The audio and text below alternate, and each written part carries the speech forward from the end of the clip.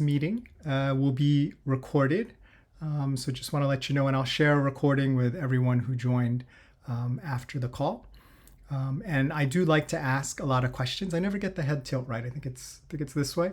So I will be asking questions of those in the audience. If you don't feel like answering, just say pass or go on mute. That's fine. And I do have a quick favor to ask at 5:55 p.m. So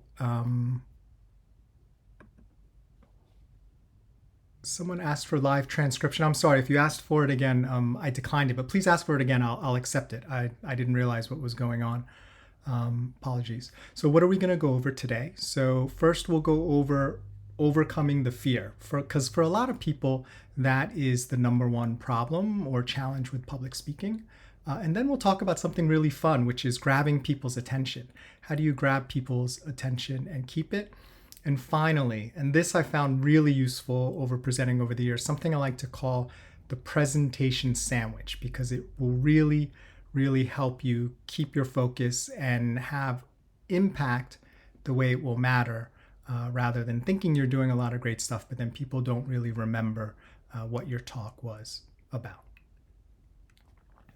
So the first thing we're going to go over is overcoming your fear. So for folks on, in there, you can put in the chat or you can come off the mic. What is the fear? What are the different thoughts that you might have in your head when it comes to public speaking that make you hesitant to do it or stop you from being as good as you could at it? What are a few of the things?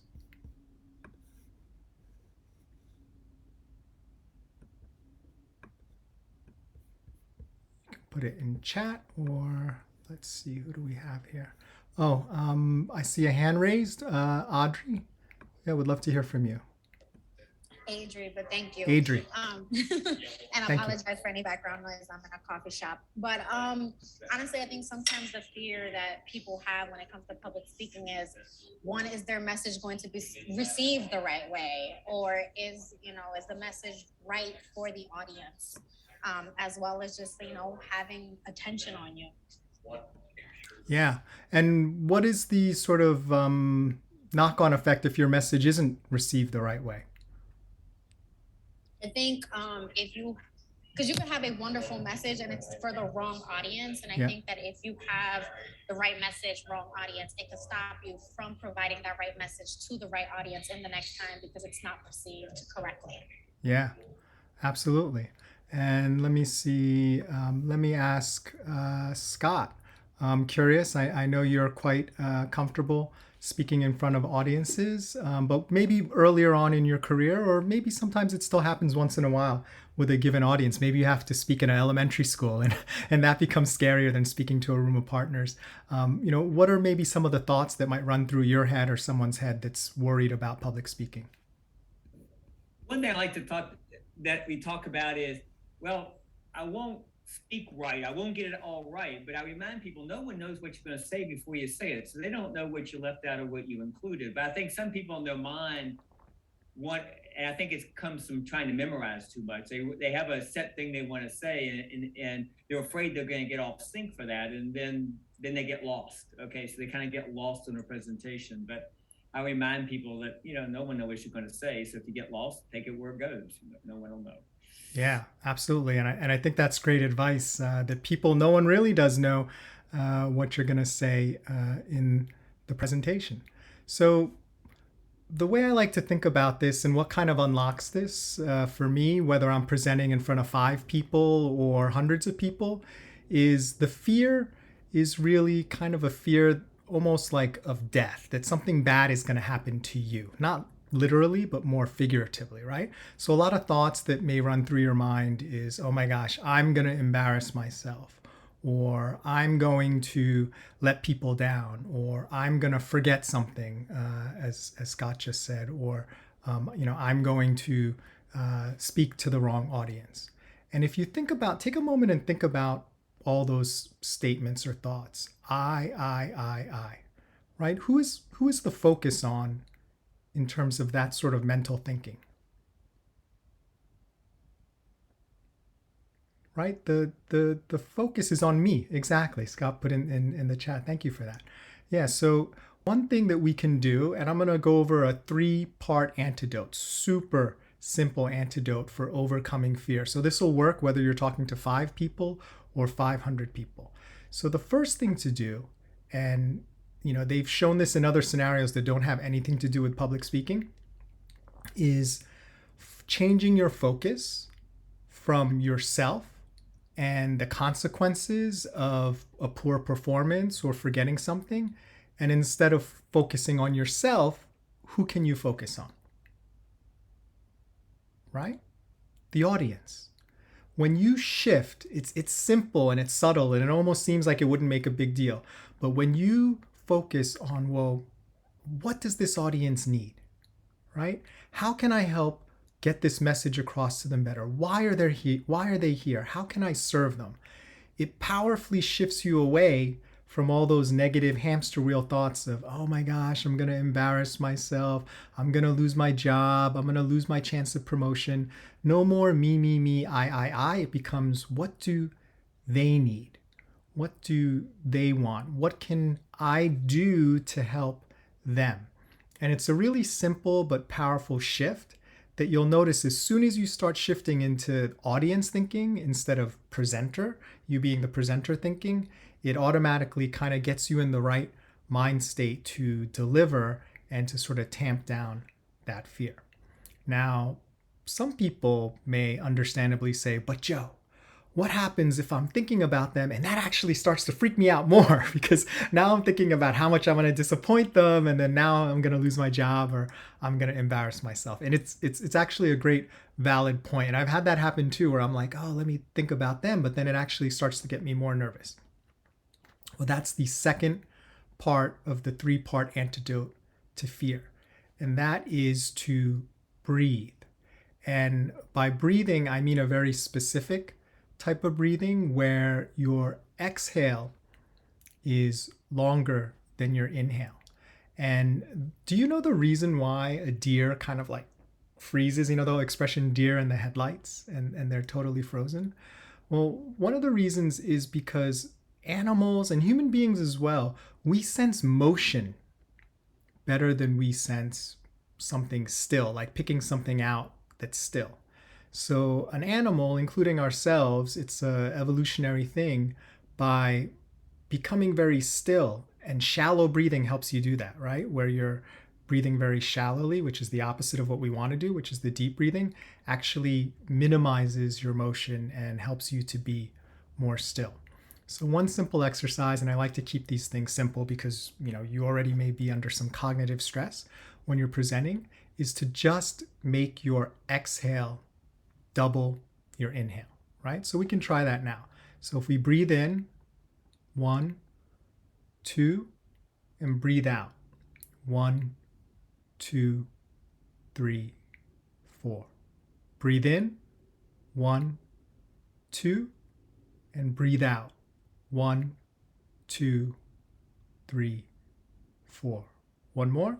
Breathe in, 2, and breathe out, 2, 3, 4. Now, how do you feel after having that relaxed, deep breathing? Do people give me a thumbs up or type in the chat if you feel any differently than you did before? Yeah, absolutely. I see some thumbs up. So by shifting your breathing into that sort of rest, digest, and relax kind of state, you're going to be able to have the right focus and focus calmly. Yeah. Apologies if I get the pronunciation wrong. Adri says it gives you a second to regroup and reground yourself. Exactly. That's exactly what that does. Thank you, Adri. And now there's 3 parts. There's 3 steps. Because some people may say, well, I'm focusing and I'm trying to breathe, but I'm still having trouble, right? I'm still having trouble being relaxed and being able to present and overcome this fear. And that's why we have this 3rd and final antidote, which is just jump in, just begin.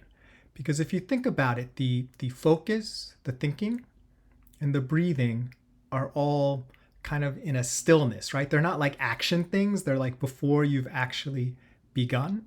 And what you'll find is when you actually start talking, like let's say even before you're presenting, if you actually start sort of scripting it and doing like a run through before you actually get on the stage and sort of pretend like you're presenting like a minute before you present, it will actually start to get you into the mode where you're doing instead of thinking about it. And that will also help push the fear to the background and to just jump in and do it. So there is something to, Nike's famous slogan, just do it, right? Because a lot of times we think, wow, something's going to be terrible.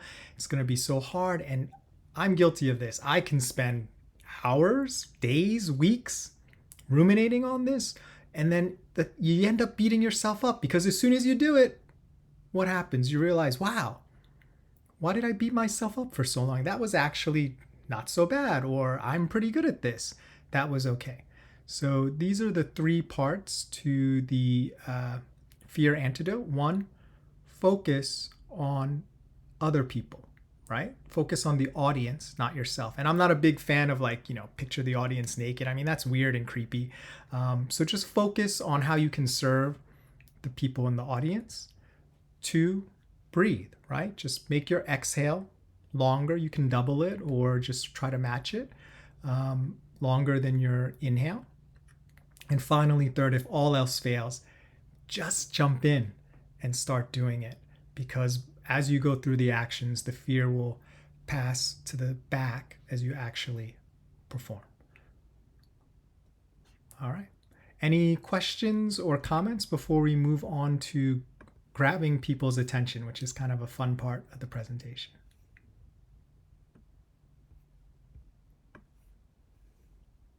All right, great.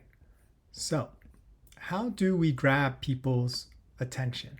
And I think folks on the call probably already realized that the first couple moments of the presentation are crucial, right? We make snap judgments, especially in today's internet age, whether if something's interesting for us or whether it's going to provide value or not. So you don't have this long on ramp to be like, hello, my name is so-and-so and I come from so-and-so and happy to have you here today and blah, blah, blah, blah, blah, blah, blah. I'm already asleep. I'm already checking my LinkedIn. I'm already trying to add a movie to my Netflix. You have lost me already. So it's really important to grab people's attention from the get-go. Those first, 5 to 7 seconds are crucial in terms of grabbing people's attention. So before I share a couple concepts that will be helpful, curious from your perspective, what has worked for you in terms of grabbing people's attention and getting started at the beginning? So what is a perhaps useful approach that you might take? If I could ask Adri, what have you seen either yourself or others that seems useful?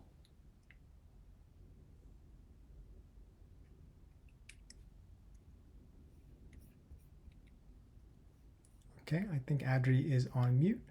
Let me ask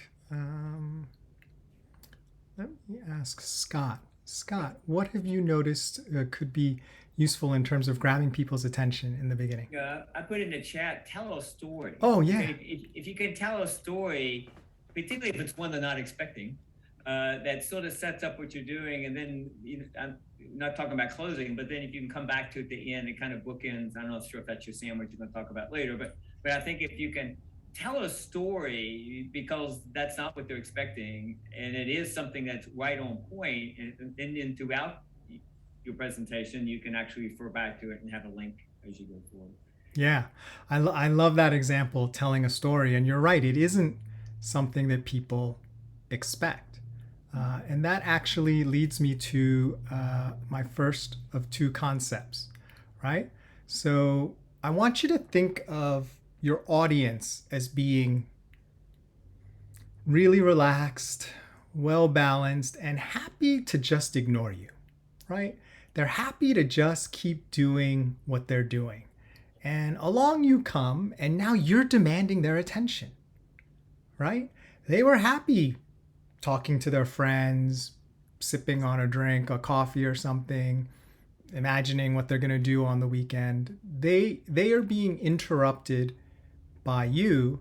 And if you come with a really kind of traditional, sort of expected opening, just like everyone else, they're going to tune you out and use those extra seconds until you actually get to the meat of the presentation or what you're really trying to say, because they know it's like this introduction is not filled with any sort of content.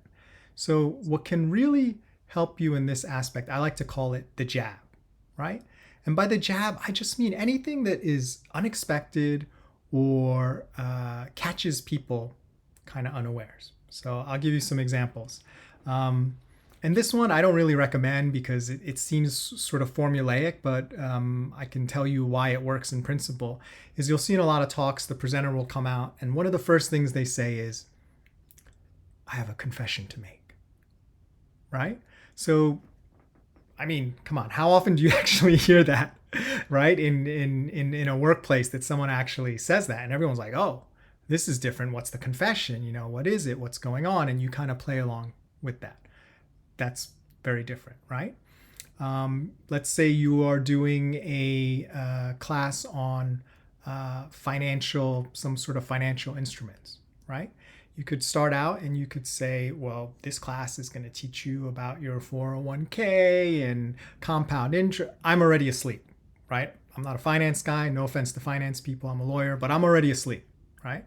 Versus if you pay attention and execute on just one or the two concepts in this class today, you should be able to retire much quicker than you were, maybe in half the time that you expected. And I know this because I've helped my clients do this year after year after year, right? So which one would be more expected and which one would actually grab your attention, right? The answer is the same, right? The one that's more unexpected and kind of knocks you back is the one that's going to grab your attention and lead the way for attention for everything that follows. I had a former manager. He was a compliance officer, and he would do this thing which was kind of humorous. He was a funny guy, and he'd start his talk, and he was like, "Just to show you how serious I am about compliance." And he was like a total corporate guy. He was like, "I'm gonna take my jacket off," and he'd take his blazer off, and he'd like throw it into the audience. It was like, what? What is he doing? He's a lawyer. He's a chief compliance officer. You can't be tearing off your jacket and throwing it into the audience. But yes, you can. And believe me, you could see the shift in the audience. You could see everyone like, wow, this is not a regular presentation. This is going to be something to pay attention to and listen to. So those are different ways that you can grab people's attention. Now, would love to see if there's anyone in the audience who has a particular topic that they're presenting about typically or in the future where they'd be willing to sort of share the general topic and we can see what a jab might look like for that topic. So if you'd like to share, just go off a mic or put your hand up and would love to workshop that with you. Okay, who do we have here? See, everyone's name looks like me, so I can't call on you. Okay, my friend in the middle, woman, I think you're maybe Asian with the black shirt. Would love to hear from you if you're willing to come off mic about a topic, any topic. It doesn't have to be a big serious topic. What might be a topic that you present about or have presented about? Maybe the supply chain. Supply chain. Yes. Okay, great. And what was your name? Gabriela. It's Gabriela. I thought it was you. Okay, Gabriela. Great to see you here. All right. So how might you start talking about supply chain? What would be the first thing you say? Pretend we're your audience. You walk out. What would you say?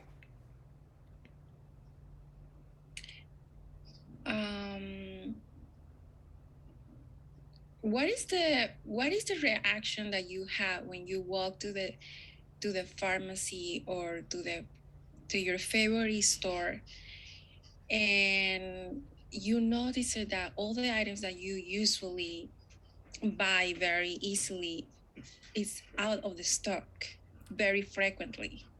Oh. What is your reaction? I don't know. Yeah, That's yeah, yeah. I like that. I like that. I like that. See, so what Gabriella's doing is she's employing a question, right?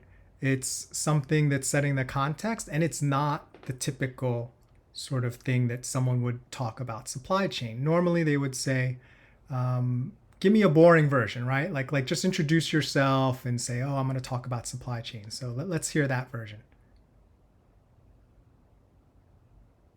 So you could say, you "Hi, mean hi." Go ahead. hi, my name is Gabriela, and today we are going to talk about supply chain. Yeah. Right? So, folks, do you notice the difference? Like her first version was so much more compelling, and she has time to introduce herself at any point during the presentation. You don't want to squander those valuable first few minutes by saying, "Hi, my name is Joe. This is what I do. I've been with KPMG for 15 years." I mean, honestly, people, it's not like they don't care, like they're bad people, but it's just not that compelling in terms of content versus Gabriella comes in and is like, what would happen if you went into a store and everything you needed was missing? I mean, that's a great way to start out. And then people are like, wow, I never really thought about that.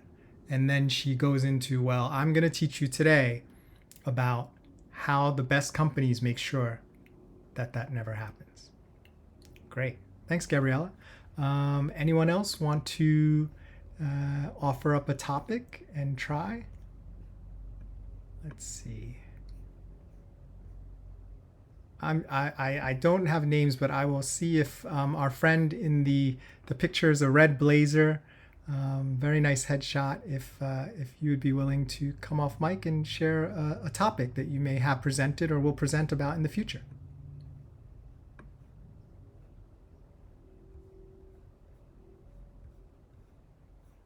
Okay.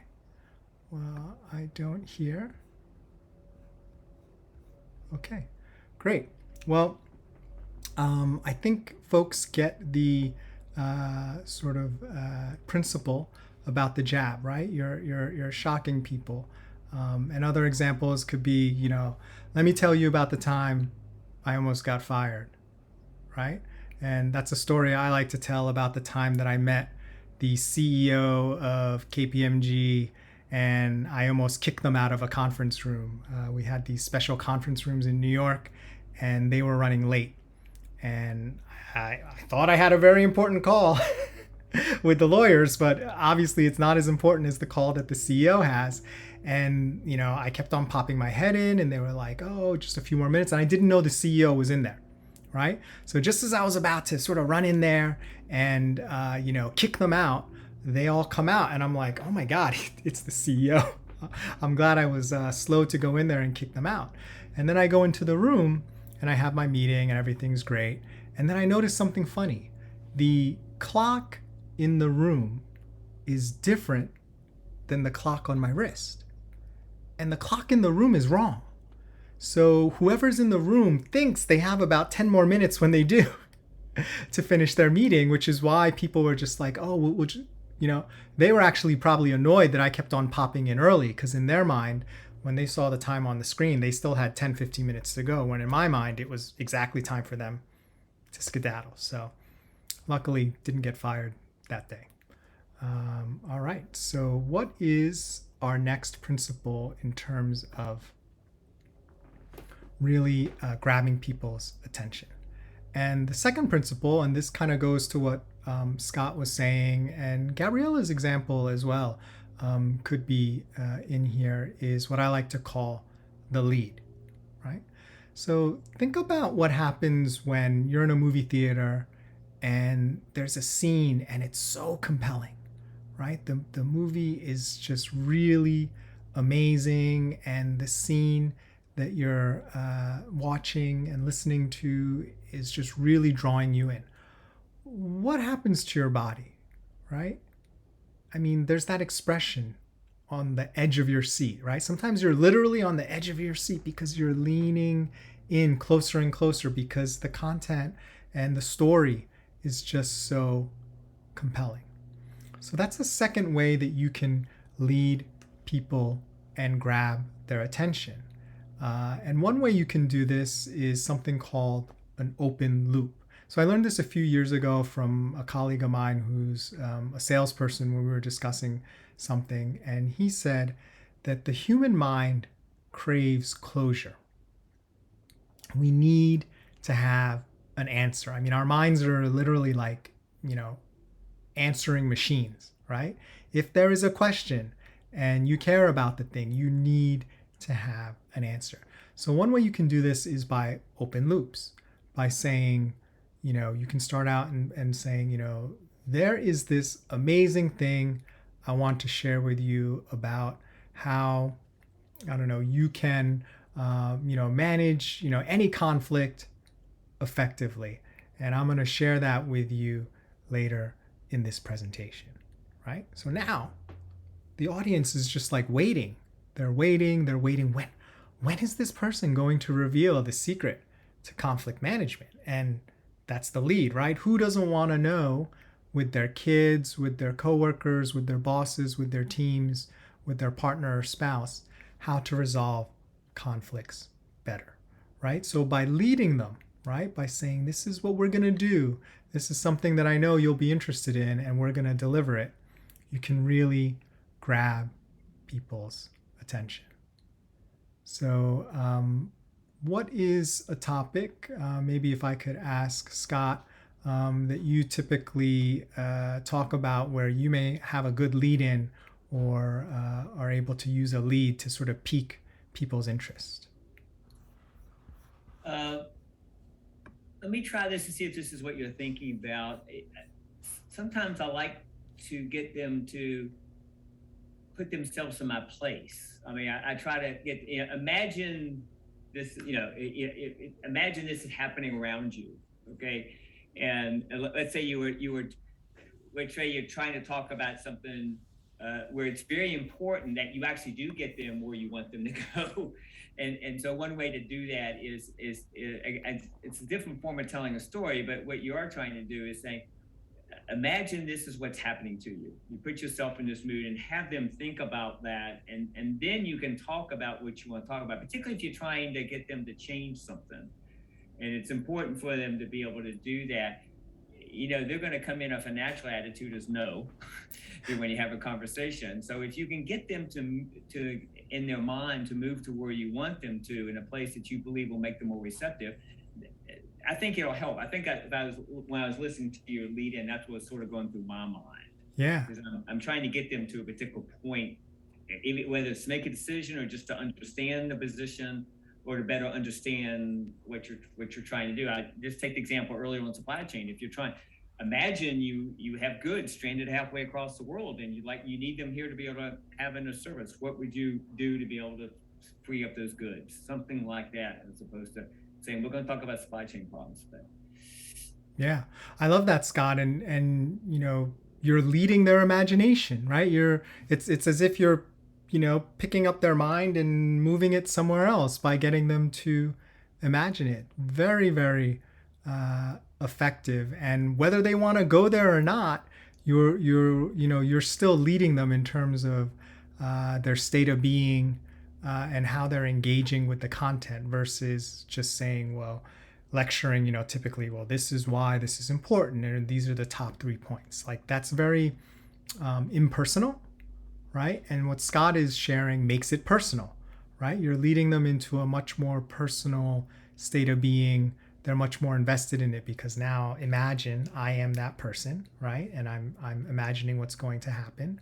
And that's a great example of how you could lead people. So you can lead their imagination, you can lead them with something that they really want, right? And as human beings, what do we want? We all want the same thing, right? We want autonomy, we want appreciation, right? We want security, we want community, right? There aren't too many people who are like, no, don't give me community where there's a whole bunch of people who care about me and will look out for me. I don't want that, right? So to the extent that you can sort of tap into those things that you know your audience is going to want. And if your audience is very specific, it could be something very specific, right? That's just randomly making this up. Let's say you're some sort of software engineer and there's this bug that's been bothering people all the time, right? Imagine it was like Y2K. Remember what a fizzle out that was? But imagine were presenting in front of a bunch of software engineers and IT people and said, look, I think I have the solution for Y2K, and it's free and it's easy to do, right? Whether that's true or not, how engaged do you think the audience would be when you lead them with that promise and that aspect of the presentation? So thanks for that, Scott. Super great example. I hadn't even thought about that, but leading the imagination is also a great way you can lead people. All right. So now we're going to talk about the presentation sandwich and how that can help. So either in the chat or you can come off, the mic. What part of the presentation do you think people remember the most? Right? Let's call it beginning, middle, and end. What part or parts of the presentation do you think people remember the most?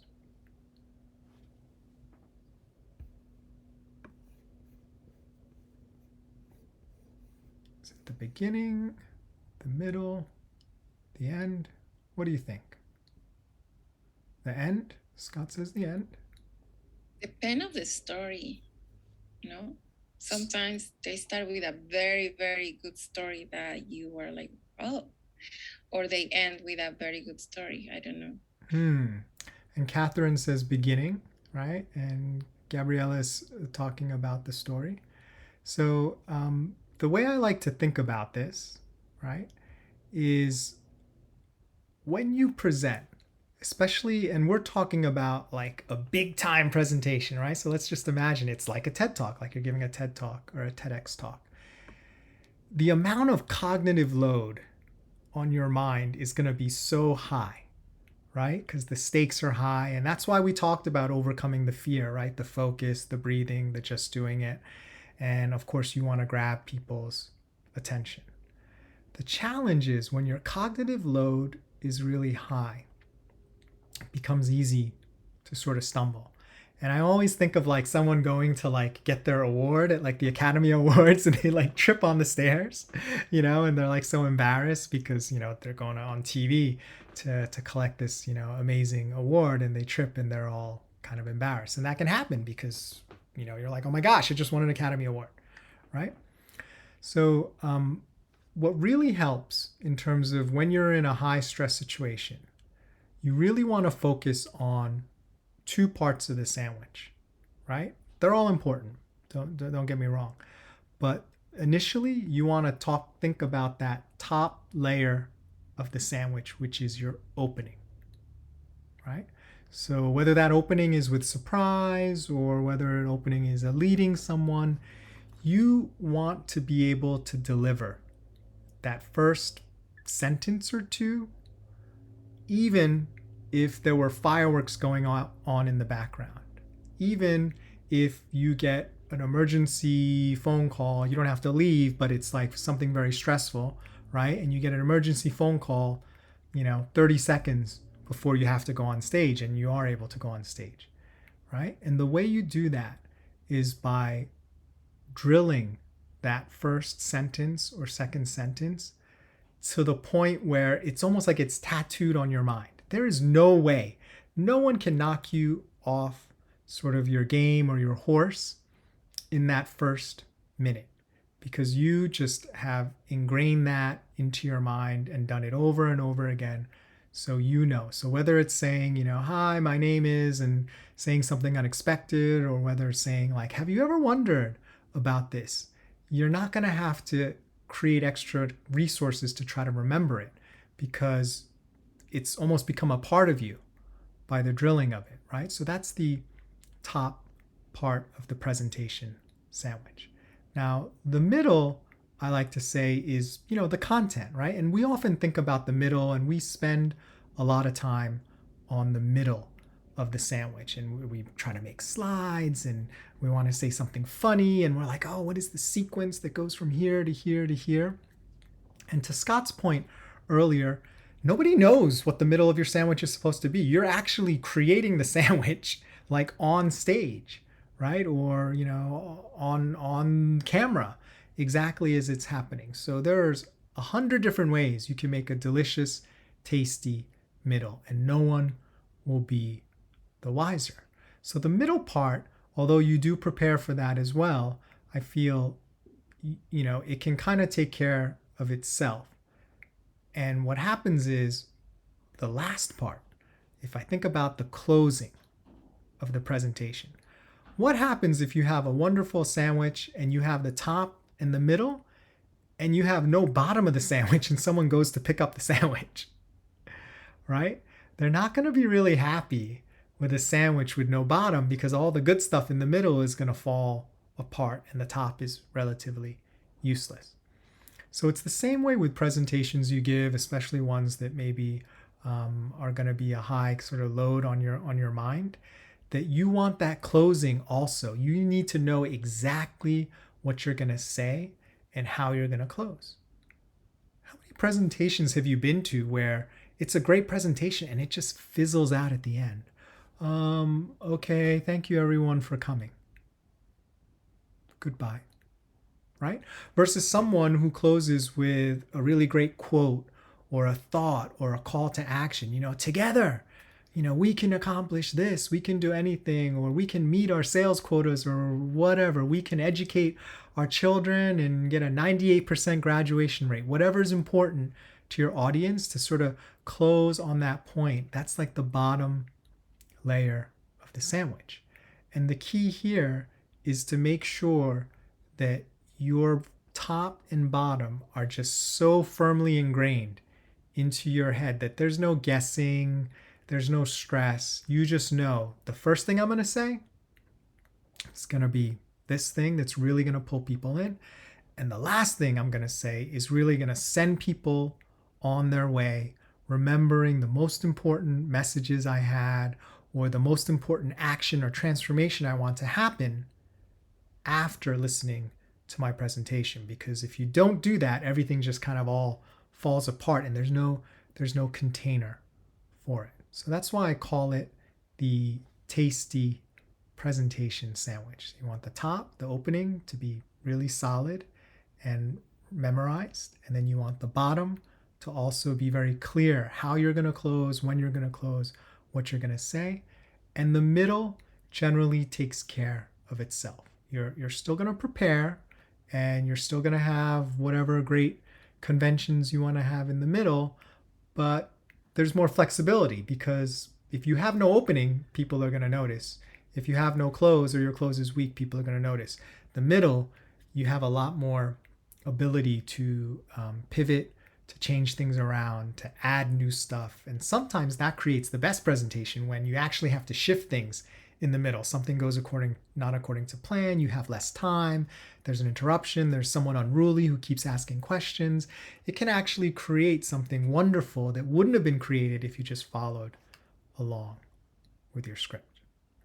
So I wanted to pause just for a second and open it up for any questions that people might have, either about what we talked about today in terms of how to overcome the fear, in terms of how to grab people's attention, and also the tasty presentation sandwich, or anything else you'd like to ask. So feel free to put in the chat, or you can come off your mic.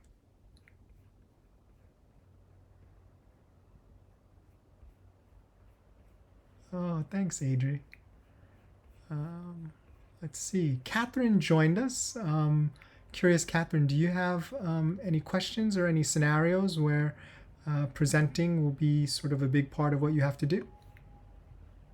I'm more in a role of hearing a lot of presentations and putting together events. And so we are considering having and hosting a TED conference, a TEDx conference, in a year or two. Oh, great. And so I was curious to see what you might talk about, what that format looks like, et cetera, et cetera. And my husband's a motivational speaker. He's the Ah, distinguished Toastmaster. So I just was curious as to what you were going to present and how you presented it. great. So it sounds like you're going to have a front row seat to hopefully a lot of great presenters to see how they approach engaging with audiences and maybe overcoming their fear if it's their first time talking on such a big stage, right? Yeah, some might be very experienced and some may be newbies. So we've never hosted a TEDx event. We've attended one up in Charlottesville, Virginia, and those are already well done. So so they do one called What If? What And if? our topic will be leadership is. And we'll just leave it Oh, open-ended like that because I work for the VMI Center for Leadership and Ethics. So we'll keep it in our subject matter expertise wheelhouse, if you will. excellent, excellent. Well, you mentioned Charlottesville, 4 years, Wahoo, near and dear to my heart. Yeah, I didn't go to UVA, but yeah, it's just up the road. So we love all Virginia schools. Great, great. Well, excellent. Well, I hope there was something useful in here that could help inform your TED Talk. And I believe this will be recorded, so I can share a recording. So if you ever want to share it with folks maybe who are preparing, and if there's something useful for them, feel free to share it as well. Sure, that'd be great. Okay, great. Joe, I have a question for you. Sure, Scott.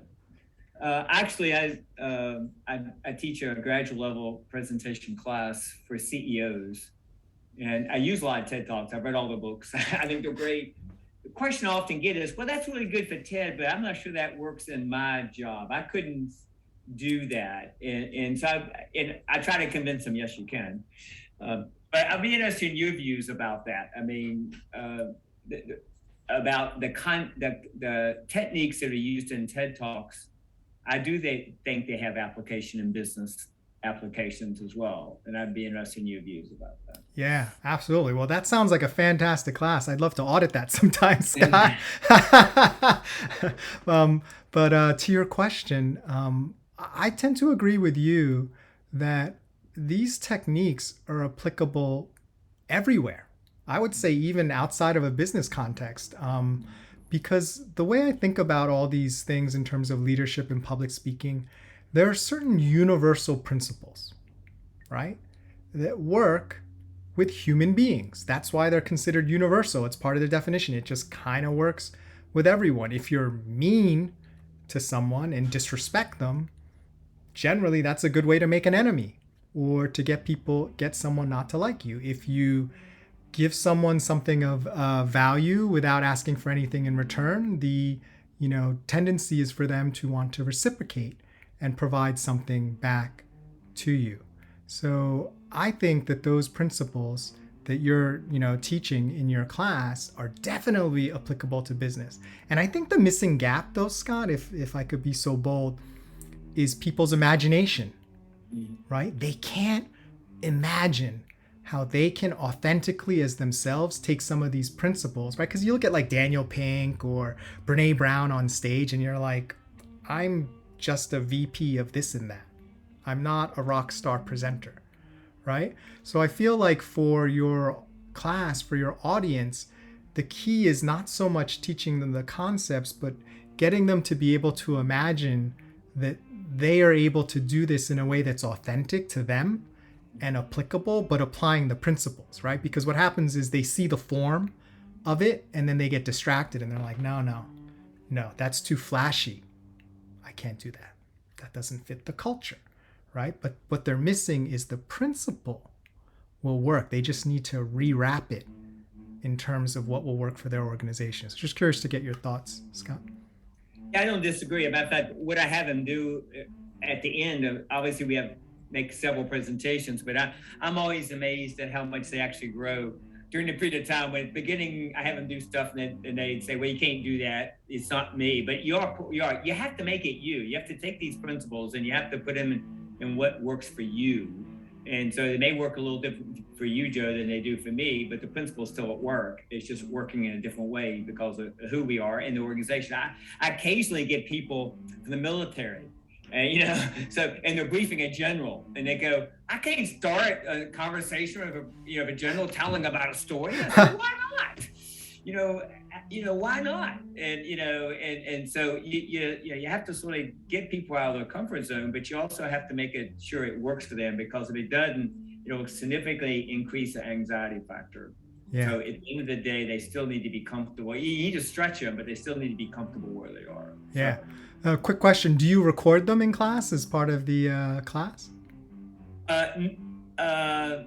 Yes and no. Sometimes it's in person and sometimes it's online. So when the classes themselves are in a facility that records all the classes. So yes, they get recorded automatically as part of that. And I encourage them to go back and look at them themselves.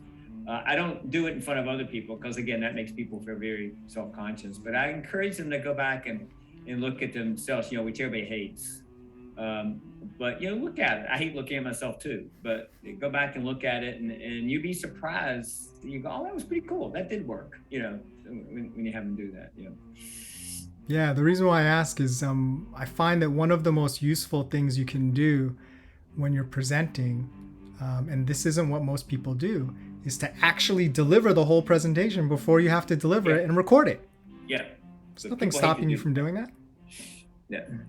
Yeah, but people generally, if it's that important of a presentation, of course, the biggest thing I talk about is planning. But anyway, if it's that big or important, you need to spend the time to be able to. The things you're talking about don't happen by chance; they happen by deliberate action. So. Yeah, absolutely. Thanks for that, Scott. Gabriella, you look like you may have a question.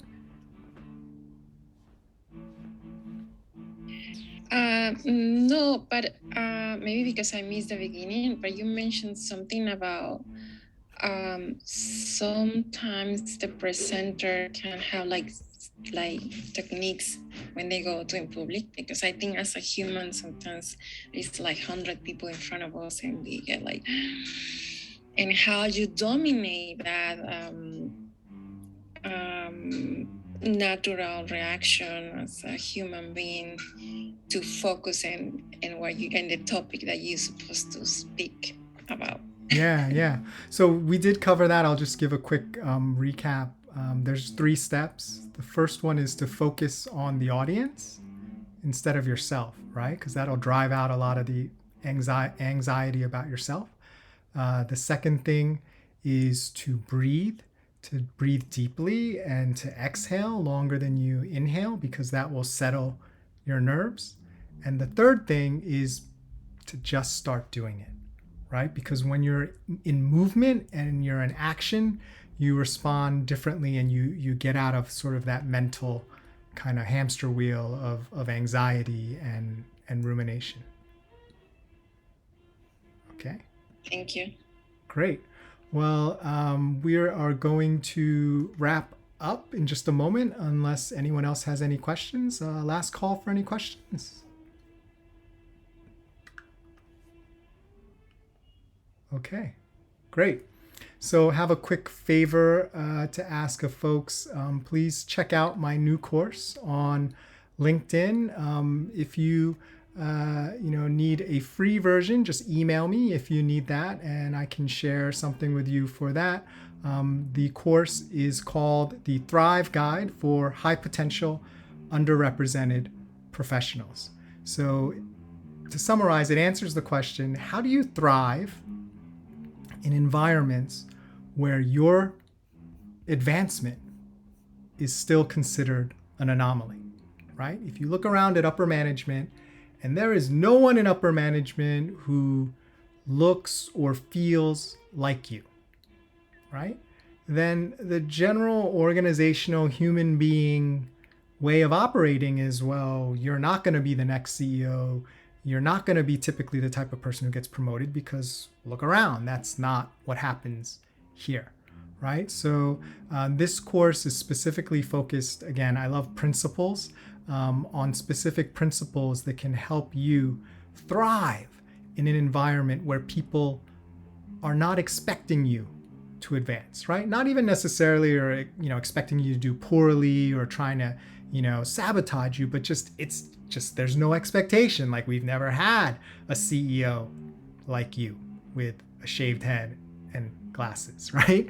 It's never happened before, so it'd be really difficult for it to happen. So what are the different strategies you'd have to use to sort of overcome the existing situation? Because I'm a big fan of operating with an acknowledgement of what actually exists rather than imagining what should be, and wishing instead of being able to take some actions to move things in a way that's positive, and that will help you and help others. So that'll be up on LinkedIn in just a few moments. If you just go to my profile, you can check out the link and check it out. And again, if it's something you need help purchasing, just let me know. Email me, because I don't want anyone to not have access to this information purely for financial reasons. So thanks so much for attending today's Connection Counselor workshop. My name is Joe Kwan, the Connection Counselor. If this content or any of the other previous content, I have all the recordings up on YouTube, would be useful to your organization or someone you know, would love to discuss and talk about being able to give that presentation. So thanks so much, everyone, for your attention, and see you next time.